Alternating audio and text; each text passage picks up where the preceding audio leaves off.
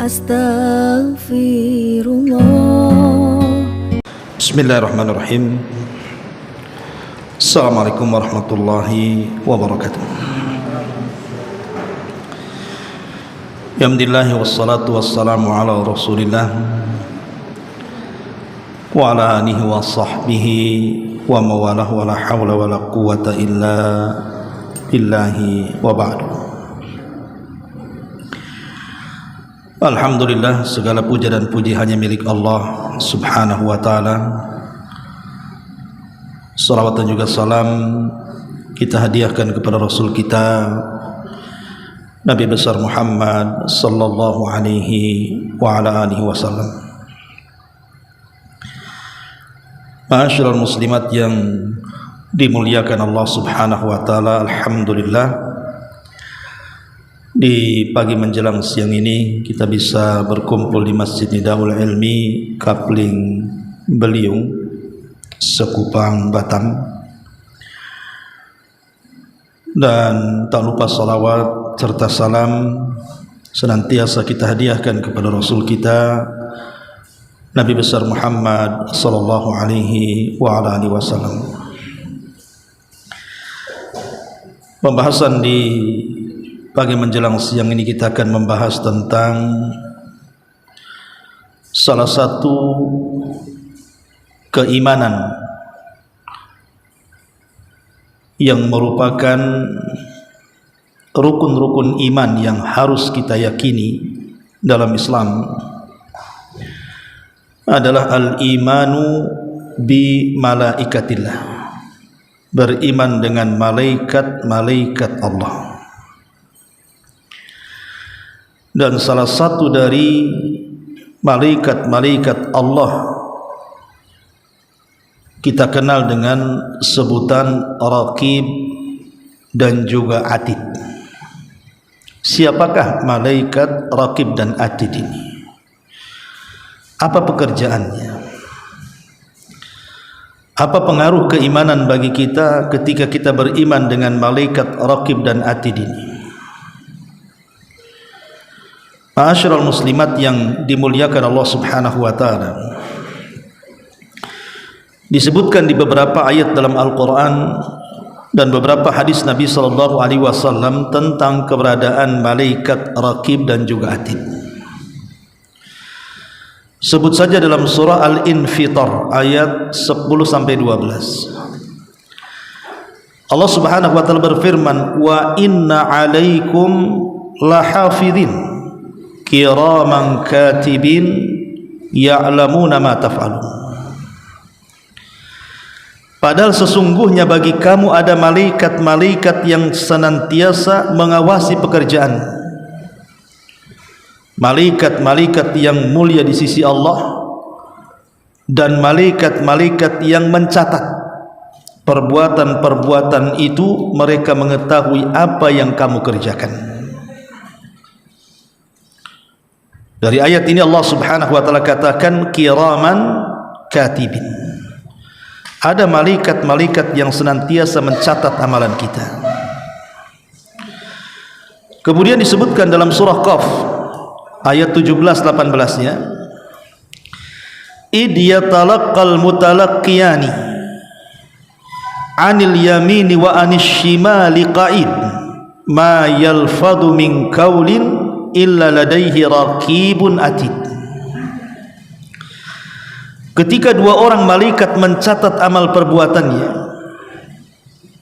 seorang duduk di sebelah kanan dan yang lain duduk di sebelah kiri, maka tidak ada satu ucapan pun yang diucapkan manusia melainkan ada di dekatnya malaikat pengawas yang selalu hadir. Itulah Raqib dan Atid. Di sini disebutkan di dalam surah Qaf, ma yalfadu min qaulin illa ladaihi raqibun atid. Tidak ada satupun ucapan yang diucapkan manusia kecuali ada Raqib dan Atid. Kemudian diulang lagi dalam surah Ar-Ra'd ayat 11.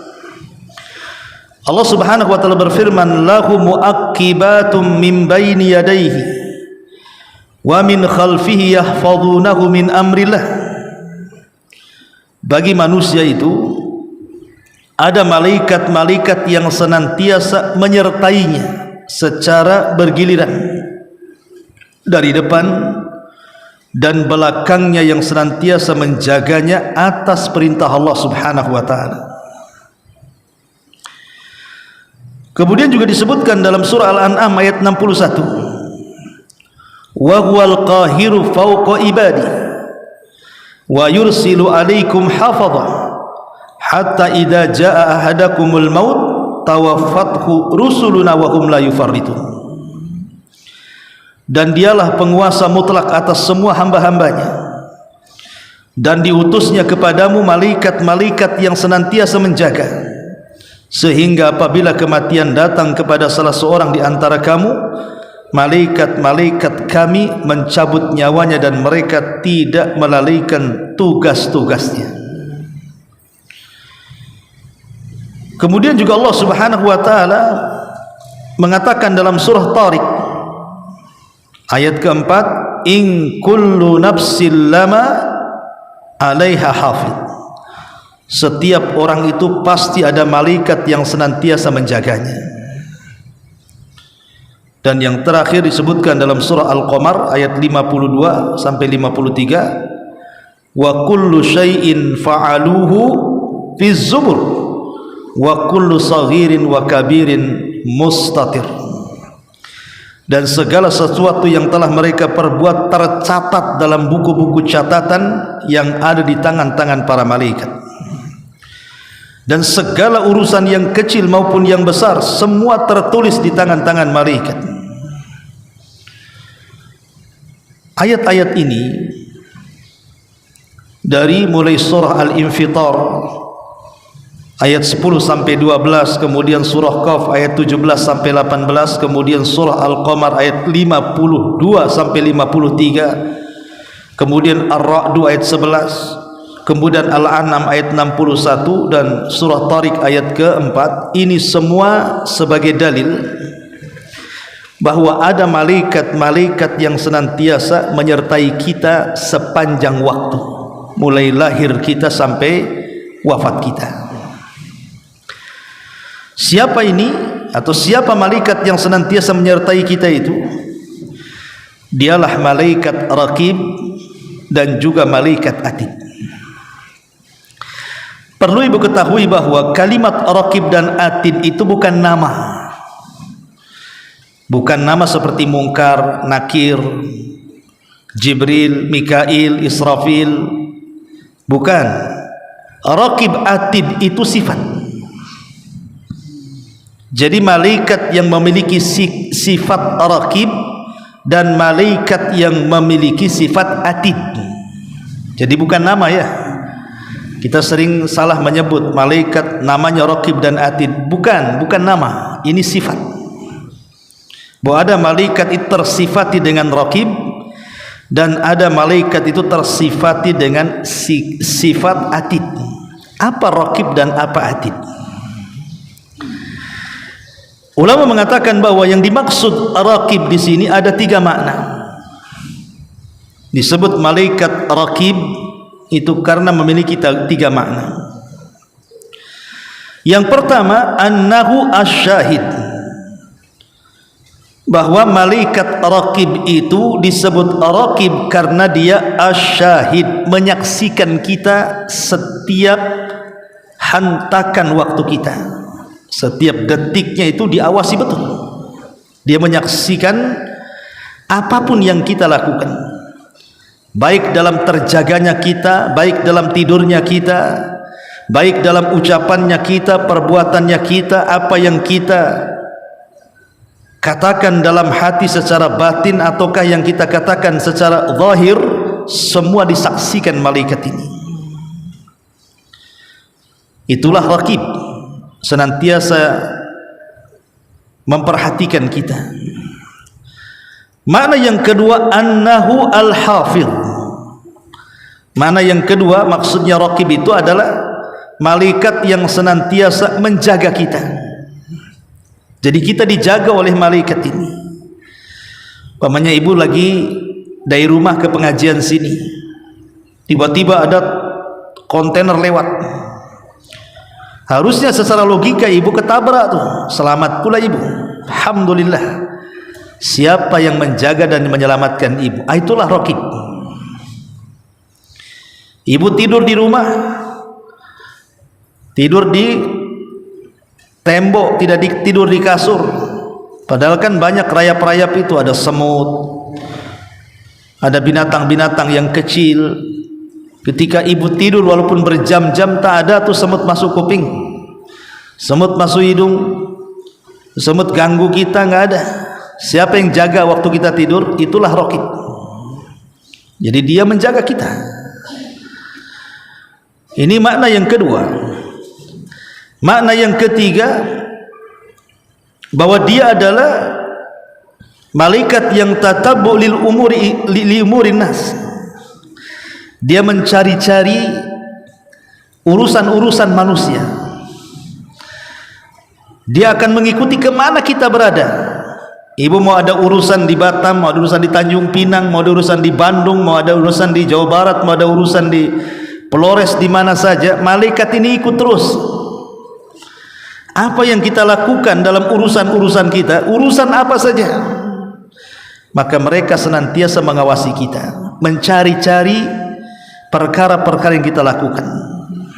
Inilah tugasnya malaikat raqib, menyaksikan, menjaga dan mencari-cari urusan kita. Itulah disebut ar-raqib, namanya malaikat raqib. Adapun malaikat atid, disebut malaikat atid, memiliki dua makna. Makna yang pertama, annahul hadir alladhi la yaghib. Hadirun atau al-hadiru alladhi la yaghib. Malaikat itu senantiasa hadir dan tidak pernah luput dari kita, ada terus.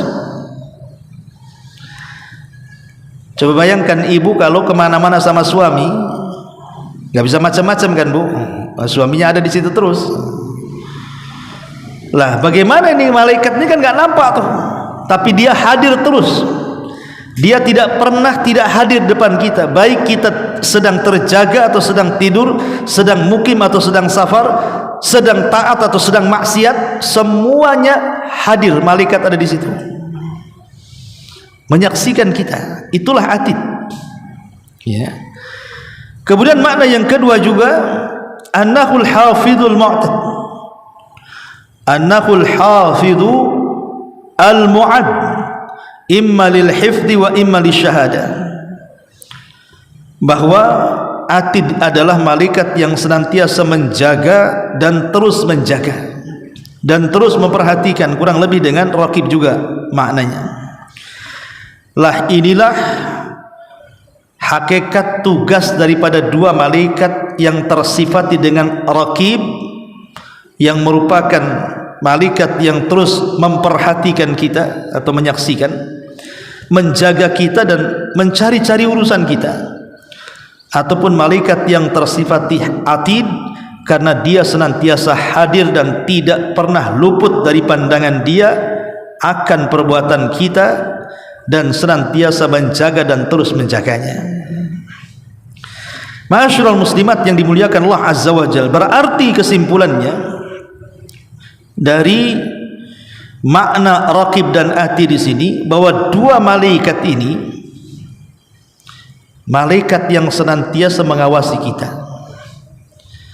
mencatat seluruh amalan-amalan kita, senantiasa menjaga kita, sehingga kita satu detik pun tidak mungkin lepas dari mereka. Ma'asyiral muslimat yang dimuliakan Allah Azza wa Jalla. Makanya Syekh Ibn Utsaimin rahimahullahu taala dia mengatakan, raqib ay muraqibun lailan wa nahara. Raqib adalah malaikat yang senantiasa memantau siang dan malam. La yanfaq anil insan, tidak mungkin lepas dari manusia. Atid hadirun la yumkin an yaghib. Bahwa atid adalah malaikat yang senantiasa hadir, tidak mungkin dia gaib, absen, dan tidak mungkin diwakilkan kepada selain malaikat raqib, pamannya diwakilkan ke kawan sesama malaikatnya, aku ada tugas, kau wakilkan awasi orang itu dulu. Tidak, dia tidak mungkin mewakilkan kepada malaikat yang lain untuk mengawasi kita, karena dia memang tugasnya senantiasa hadir, tidak mungkin absen dari diri kita. Ma'asyiral muslimat yang dimuliakan Allah Azza wa Jalla, dari sini hendaklah seorang mukmin takut. Kalau seandainya ada dua malaikat ini senantiasa mengawasi kita, makanya ketika kita yakin bahwa di samping kiri kanan ada raqib dan atid, itu harusnya melahirkan asar imaniyah, pengaruh-pengaruh keimanan pada diri kita. Apa saja pengaruh-pengaruh keimanan ketika kita yakin bahwa di samping kiri kanan depan belakang kita itu ada raqib dan atid? Pertama, lahir muraqabatullahi fis sirri wal alam. Dengan keyakinan kita bahwa kita ini diawasi malaikat raqib dan atid, maka lahirlah sifat muraqabah, merasa diawasi, baik dalam kesendirian kita ataupun keramaian. Karena Allah mengatakan kiraman katibin ya'lamuna ma taf'alun, ada malaikat-malaikat yang senantiasa mencatat, dia mengetahui apapun yang kalian lakukan. Logika, kalau ada CCTV yang mengawasi kita, kemudian kita disuruh bekerja jangan berhenti, kemudian orang yang menyuruh akan memberikan balasan kepada yang bekerja dan yang menghukum orang yang tidak bekerja, kemudian diawasi oleh CCTV saja, nggak usah pakai orang. Saya yakin tidak ada orang malas, ya. Maka begitu juga sama ketika kita merasa diawasi malaikat, maka kita akan melangkah secara hati-hati. Ini yang pertama, bahwa dengan meyakini adanya raqib dan atid terlahirlah sifat muraqabah, merasa diawasi oleh Allah, sehingga kita tidak mungkin bicara sembarangan, tidak mungkin kita melakukan perbuatan maksiat sesuka kita, karena kita diawasi oleh dua malaikat yang ditugaskan Allah untuk memantau kita. Ini yang pertama. Yang kedua, lahir sifat al-haya, perasaan malu. Karena memang para malaikat sendiri adalah makhluk yang disifati dengan sifat malu. Karena mereka, para malaikat juga kalau melihat manusia bermaksiat kepada Allah Subhanahu wa taala, mereka juga akan merasa malu. Maka sifat malaikat pemalu itu juga harus tertanam pada diri kita, bahwa ketika kita yakin di sana ada malaikat raqib dan atid yang mengawasi kita, sehingga ketika kita hendak maksiat adalah perasaan malu. Aduh, ini diawasi kita ini, nggak mungkinlah saya melakukan ini itu dan lain sebagainya. Ketika dia kakinya melangkah ke tempat maksiat untuk berzina, malu, nggak jadi, karena malaikat itu senantiasa ikut dengan kita. Kalau ada manusia yang melangkah untuk umpamanya ibu nih, memang sengaja dari rumah datang ke rumah tetangga untuk acara gibah ria, udah dijadwalkan dari kemarin mau gibah tuh, ya. Ketika hari hanya tak jadi, aduh nggak bisalah, karena ada malaikat yang ikut saya, mencatat saya, menyaksikan saya, malu saya, tak jadi. Makanya lihat kisah-kisah umpamanya ada seorang anak muda yang hampir berzina, tiba-tiba kemudian si perempuan mengatakan ittaqilah, bertakwalah engkau fulan, akhirnya dia bertobat, tidak jadi berzina, karena dia merasa ada pengawas selama ini yang mengawasi dia. Kalau setiap orang memiliki keyakinan seperti itu, insya Allah akan baik orang itu. Ini yang kedua. Yang ketiga, lahirlah sifat al-ijtihad fil amali saleh. Kalau kita yakin bahwa di samping, kiri, kanan, depan, belakang kita itu ada Raqib dan Atid, pasti terlahir kesungguhan dalam ibadah, kesungguhan dalam amal saleh. Karena para malaikat akan mengangkat amalan-amalan kita ke langit dan akan memperlihatkan di hadapan Allah Subhanahu wa taala. Allah katakan, ilaihi yas'adul kalimut thayyib wal amalus salihu yarfa'u. Kepada Allah lah ucapan-ucapan yang indah dan amal-amal saleh itu akan dinaikkan. Siapa yang menaikkan amal saleh itu? Para malaikat. Ya. Catatan-catatan malaikat akan dinaikkan ke langit. Dan kita seorang muslim tentu tidak mau catatan yang naik ke langit itu kan catatan buruk. Maunya amalan yang naik dan diperlihatkan di hadapan Allah itu kan yang baik-baik.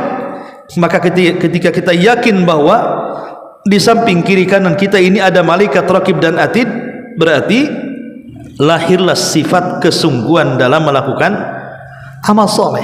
Ini yang ketiga. Yang keempat, hubbu haula'il malaikah al-mukallafina bi a'malil ibad. Kalau kita sudah tahu bahwa ada malaikat-malaikat yang mencatat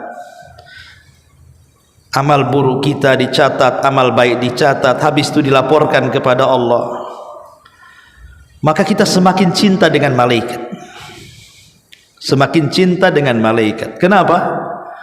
Malaikat enggak suruh dibayar. Emang ibu bayar malaikat untuk menyampaikan amal ibu ke langit? Dilaporkan kepada Allah Azza wa Jalla. Kita saja di dunia kalau kita butuh kepada audit, pemain di perusahaan, itu harus bayar tuh. Pemainnya ini mau mengaudit perusahaan, itu ada orang-orang tertentu yang harus dibayar. Ini malaikat tidak perlu ibu bayar, tapi dia memang sudah tugasnya apa? Menyampaikan catatan-catatan amal baik kita menghadap Allah, kemudian melaporkannya. Maka sebagai bentuk berterima kasihnya kepada para malaikat, tentunya dengan menanamkan kecintaan kepada mereka. Dan yang terakhir, adamu idza'i haula'il malaikah, ada larangan tidak boleh menyakiti mereka. Jangan sakiti para malaikat. Seperti umpamanya hadis mengatakan, man akalal basal wal thawma wal qarratha fala yaqrabanna masjidana fa innal malaikata yata'adza mimma yata'adza minhu banu adam.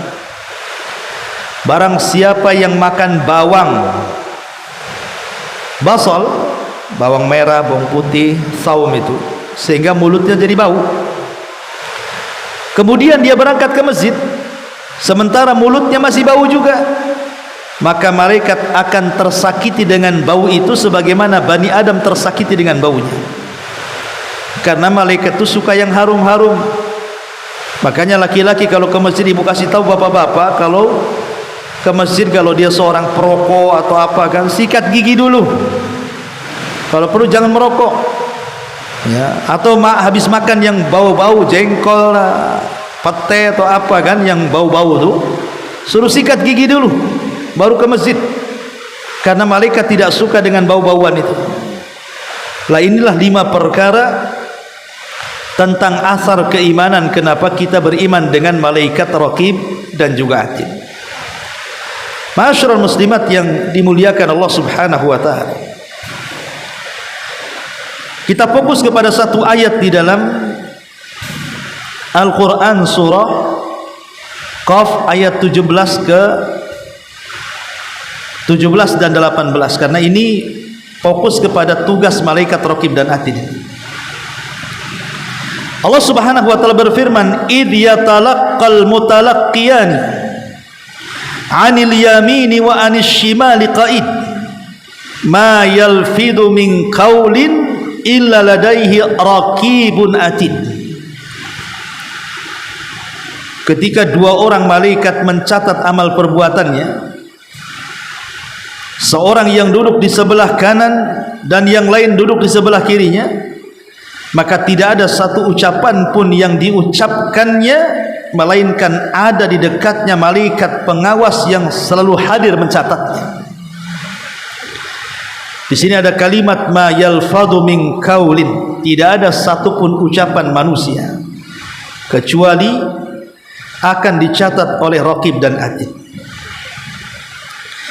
Ma'asyiral muslimat yang dimuliakan Allah Subhanahu wa taala, ucapan manusia itu ada 4 macam, Bu. Ibu kalau ngomong atau ngobrol pasti tidak lepas daripada 4 perkara. Saya, ibu atau siapapun kalau ngomong, ngobrol dengan kawannya, bercerita dengan kawannya, bercerita dengan keluarganya, pasti tidak lepas dari 4 perkara. 1, ada ucapan manusia itu yang qismun huwa dhararun mahd. Ucapannya semua madarat, tidak ada kebaikannya. Jadi ada orang yang mengucap itu sama sekali tidak ada kebaikan ucapannya. Isinya cacian, makian, gibahan, hinaan, pokoknya jelek semua. Ini yang pertama. Jadi ada orang yang ngomong itu kalau ngomong semua jahat isinya 100%. Ini yang pertama. Yang kedua, kebalikannya, semua ucapannya manfaat, semua ucapannya pahala, tidak ada dosa di dalamnya. Mengajak manusia kepada kebaikan, mencegah manusia dari kemungkaran, berzikir, membaca Quran, pokoknya tidak dikeluarkan kecuali yang baik-baik.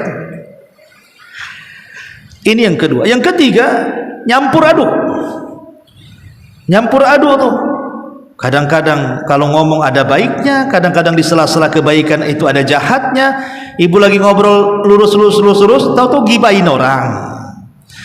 Ibu lagi ngomong lurus, tahu-tahu menghina orang. Itu kadang-kadang ucapan manusia ini sewaktu-waktu ada baiknya, sewaktu-waktu tidak ada baiknya, tuh nyampur di situ tuh. Kemudian yang terakhir, ada ucapan manusia itu ya dia tidak melakukan dosa dalam ucapannya, tapi juga tidak mendapatkan pahala dari ucapannya, sia-sia ucapannya. Ucapannya tidak ada pahalanya, tidak ada dosanya. Nah, itulah ucapan manusia. Ucapan manusia ini cuma 4 perkara ini saja kan, Bu. Boleh jadi yang keluar dosa semua, boleh jadi yang keluar pahala semua, boleh jadi yang keluar itu 50-50, ada pahala dan dosanya.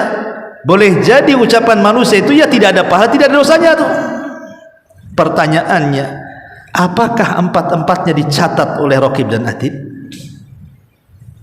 Ini yang jadi masalah. Apa kata para ulama di sini? Fa ammal ladzi huwa dhararun mahd fala budda minas sukuti anhu. Adapun ucapan yang semua keluar dosa, tidak ada kebaikannya, maka kewajiban kepada orang ini harus diam. Kalau tidak bisa mengucapkan kalimat yang santun, diam, karena Anda dicatat malaikat. Ini yang pertama. Yang kedua, wa kadzalika ma fihi manfaatun mahd. Begitu juga orang yang kalau ngomong itu semua manfaat, fala budda an yatakallama an, maka dia harus terus bicara.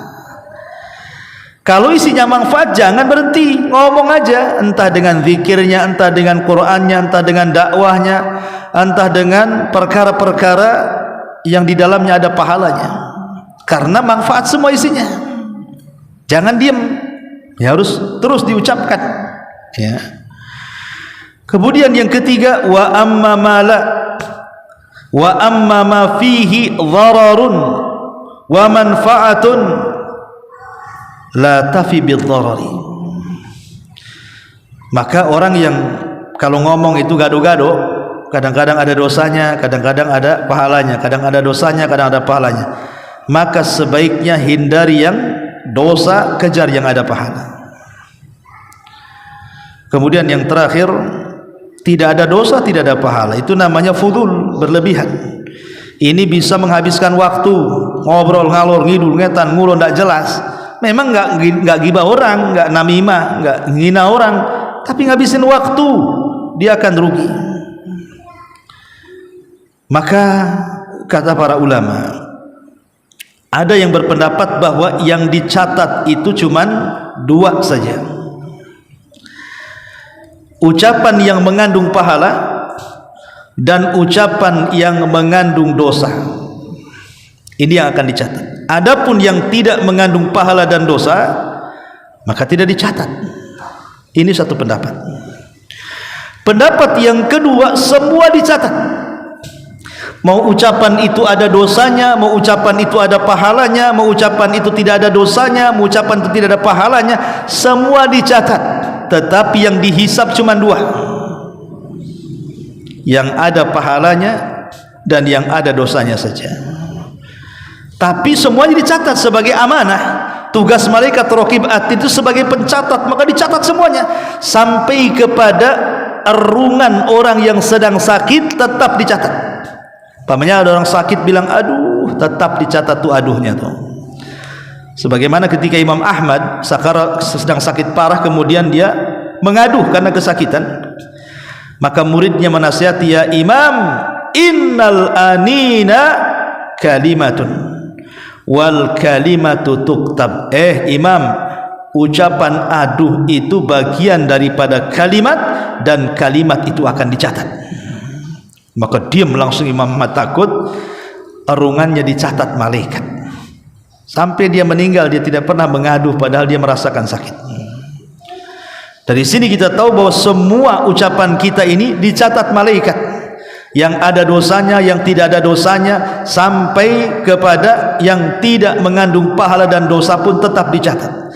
Tapi yang dihisab tentu yang ada kandungan pahala dan kandungan dosanya saja. Ma'asyiral muslimat yang dimuliakan Allah Azza wa Jalla, dari sini kita tahu bahwa setelah kita tahu bahwa semua akan dicatat malaikat, maka sudah selayaknya seorang muslim dan muslimah itu menjaga lisan. Jangan sampai lisan ini memasukkan kita ke neraka, karena tidak ada ucapan satupun dari kita kecuali dicatat malaikat. Maka hindari, jangan mudah berdusta, karena dustanya akan dicatat. Hindari, jangan mudah ghibah dan namimah. Dan ini penyakit kita semuanya, suka menggibah-gibah atau mendengar gibah. Karena gibah seseorang akan dicatat dan namimahnya pun akan dicatat. Jangan menyebar rahasia-rahasia yang tidak boleh disebar. Seorang suami menyebar keburukan rahasia keluarganya, seorang istri menyebar rahasia keburukan suaminya. Ingat, semua rahasia yang disebar dicatat malaikat. Jangan suka melaknat, mencaci, memaki, mengata-ngatai buruk orang, karena ucapan laknat, cacian, makian akan dicatat malaikat raqib dan atid.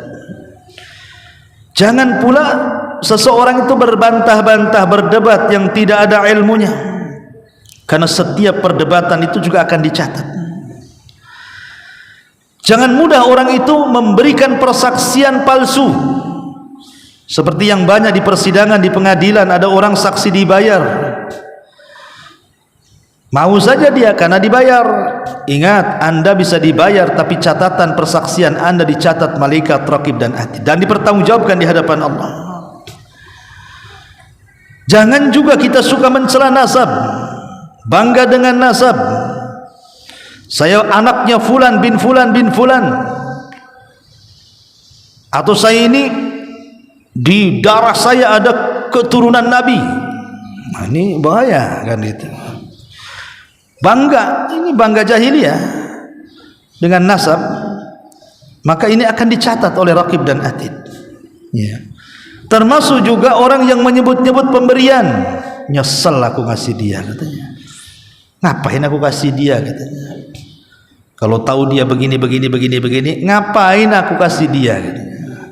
Akan dicatat. Ya. Kalau sudah sedekah ikhlas lah, ngapain disebut-sebut. Ya. Termasuk juga Allah akan mencatat ucapan manusia yang tidak ada gunanya. Menghabisin waktu saja ngobrol sama kawannya, akhirnya lupa zuhur, asar, maghrib, isya, subuh, ngobrol saja, dicatat semuanya. Jadi ucapan-ucapan ini semua akan dicatat oleh Raqib dan Atid. Maka kalau semua ucapan-ucapan manusia akan dicatat, sudah seharusnya pertama, jangan bicara kecuali yang ada manfaatnya. Yang kedua, pilih waktu yang tepat untuk bicara. Yang ketiga, jangan terlampau banyak bicara, karena banyak bicara itu pasti akan banyak kepelesetnya. Ketika banyak kepelesetnya berarti banyak dosanya. Ketika banyak dosanya berarti neraka tempatnya. Apalagi ya. Kemudian yang keempat, pilih bahasa yang akan dikeluarkan lisannya. Setiap daerah itu kan ada yang halus, ada halus sekali, ada yang kasar, ada yang kasar sekali. Kalau orang Jawa itu misalnya ada yang bahasa kromo, ya bahasa tinggi, ada yang bahasa biasa, ada yang bahasa kasar. Kan kita tahu tuh tiap-tiap daerah itu mesti ada lah bahasa-bahasa kayak gitu tuh. Maka pilih bahasa yang sesuai. Jadi diksi-diksi yang kita akan keluarkan itu harus betul-betul memilih mufradat, kosakata yang kalau bisa tidak menyakiti orang. Karena biasanya Bu, orang kalau ngomongnya kasar, kadang-kadang yang ngomong aja menyesal. Kenapa lah aku tadi ngomong begitu? Yang dengar sakit hati, kurang ajar dia ngomong kayak gitu sama saya katanya. Awas saja katanya. Yang ngomong aja bisa nyesel tuh kalau dia mengucapkan kalimat kotor itu. Apalagi yang dengar sakit hati. Tapi kalau omongannya baik, yang ngomong itu kayaknya puas sekali, dan yang dengar pula merasa lezat, pengen ketemu lagi, pengen ngobrol lagi dengan kita. Makanya pilih kosakata yang baik, ya, karena setiap kosakata itu akan dipertanggungjawabkan. Kemudian yang kelima, timbang perkataan ini. Ini gibah enggak ya? Nah, jadi ditimbang dulu Bu. Kalau ngomong tuh, kayaknya kita sudah gibahin orang ini. Enggak usah cerita lagi. Ditimbang, mikir ke situ tuh. Wah, ini kayaknya kita ada menghina orang, tak bagus nih. Langsung dihentikan di situ. Ditimbang tuh kalau ngomong, ini enggak dilanjut. Kalau bisa besok lanjut lagi ya. Kapan lagi kita? Kalau bisa jangan di tempat ini ya, di warung kopi sana. Atau di rumah si Anu gitu, lebih enak, lebih luas lagi itu. Di situ ada mic-nya lagi, bisa keras kita ngomong. Ini kan repot Bu, ya. Jadi jangan pula dijadwal untuk gibah. Justru kita menimbang, kalau sudah ngomong nih, ini salah, ini kita udah harusnya lurus, sudah bengkok kita ini, balikin lagi. Ditimbang kalau ngomong itu. Kemudian ingat, sebagaimana orang punya aib yang kita kadang-kadang singkap-singkap, kita juga punya aib loh, jangan salah. Jangan membongkar aib orang, karena nanti Allah akan kirim membongkar aib kita lebih parah dibandingkan kita membongkar aib orang. Karena al-jaza min jinsil amal, masalahnya balasan itu disesuaikan dengan amalannya. Kemudian kalau ngomong itu cari bahasa-bahasa yang mudah dipaham, jangan jelimet. Ada orang itu ngomong ngalur ngidul segitu pula lah, itu intinya. Jadi ambil bahasa yang mudah, yang enak gitu ya. Dan jangan membiasakan menggunakan bahasa-bahasa kotor, bahasa-bahasa menyakitkan, membentak-bentak. Pokoknya pandai-pandailah. Ketika memuji jangan berlebihan memuji. Ya, ketika mencela ya dihentikan celaannya. Dan jangan mengambil keredoan manusia untuk bermaksiat kepada Allah. Contoh mamanya ini, karena kawannya banyak berjasa kepada ibu, kemudian dia pun ngajak gibah ibu layani saja. Kenapa? Enggak enak katanya. Dia udah banyak berbuat baik pula sama saya. Kalau saya pergi dari situ tersinggung pula dia, Ustaz. Enggak bisa lagi saya pinjam uang sama dia nanti. Itu kadang-kadang ada orang yang mencari keredoan untuk bermaksiat. Enggak boleh, ya. Kalau sudah maksiat tetap maksiat. Kemudian kalau seandainya seseorang hendak bicara dengan orang, ya lihat waktu. Kalau bentuknya nasihat, dan menasihati itu maksudnya menyampaikan kebaikan kepada orang lain. Kadang ada orang memberikan nasihat itu bukan menasihati, tapi sedang membongkar-bongkar aib dia, atau dia nasihati depan orang jadi malu. Maka ini semua kan bagian daripada kalam, Bu. Maka saya nasihatkan, karena di samping kiri kanan depan belakang kita ini ada raqib dan atid, maka pandai-pandailah memilih kosakata dalam bicara. Wallahu a'lam bishawab. Ini yang bisa sampaikan mengenai tentang pengenalan kita kepada dua malaikat mulia, raqib dan juga atid. Taib, sebelum saya tutup, silahkan kalau ada yang bertanya.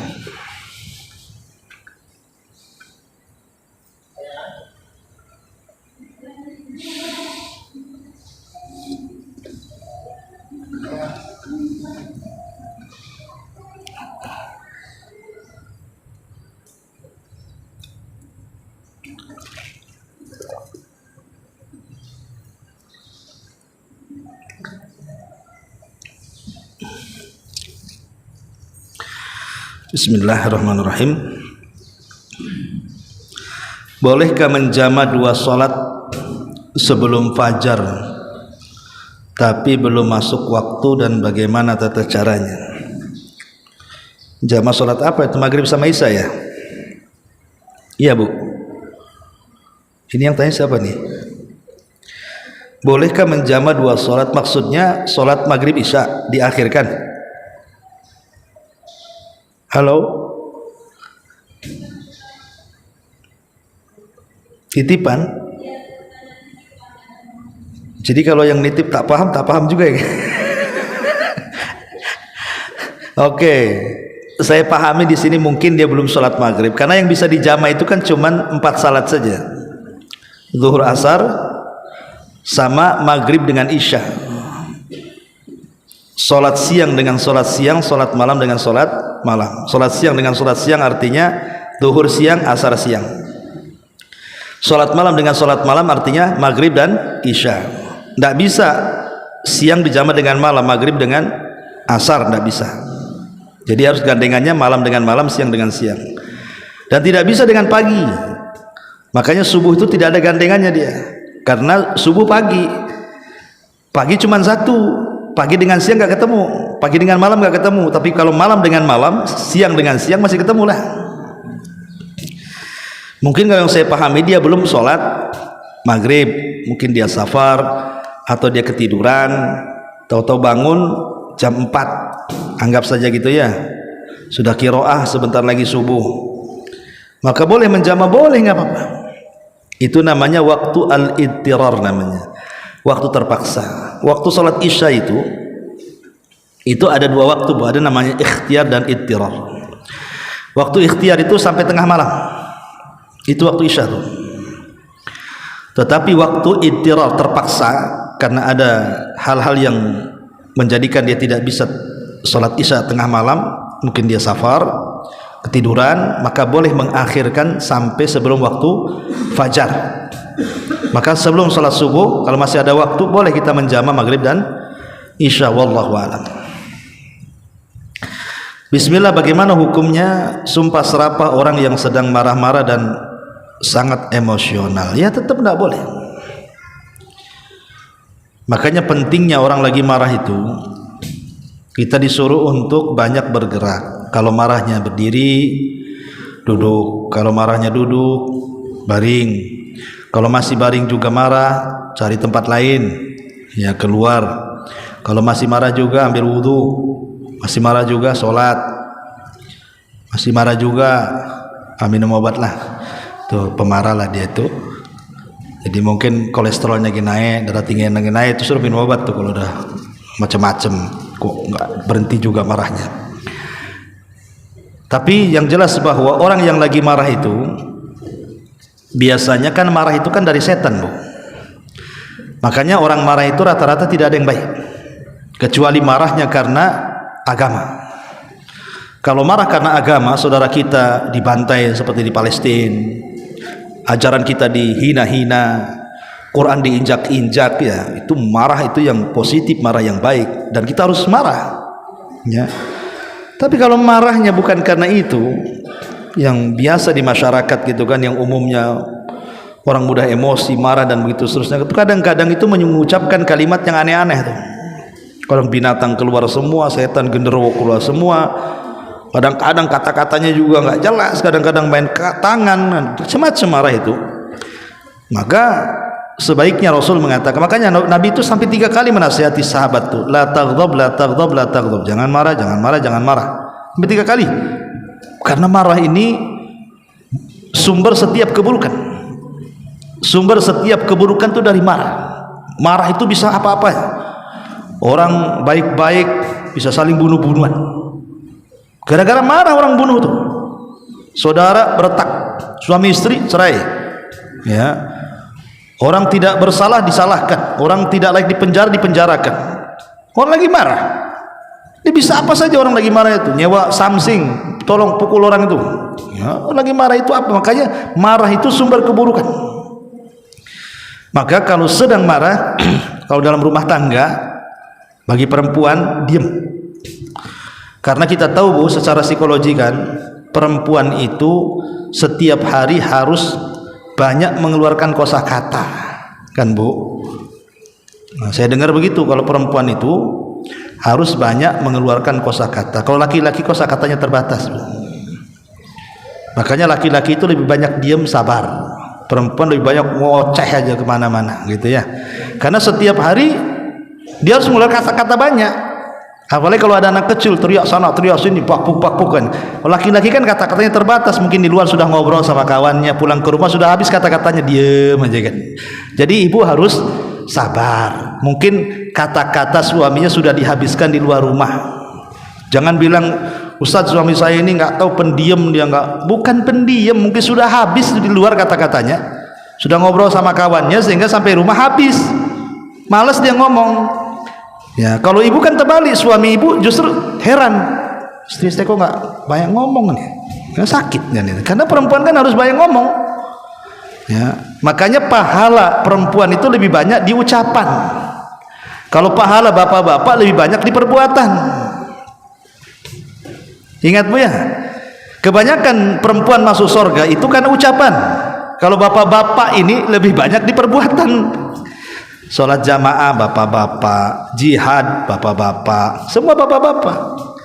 Ibu itu ya zikir, baca Quran, ya nyenengin suami dan begitu seterusnya. Makanya harus dipahami itu bahwa kalau seandainya ini konteksnya keluarga, ya harus sabar. Dan yang menyumpah serapah ya dinasihati.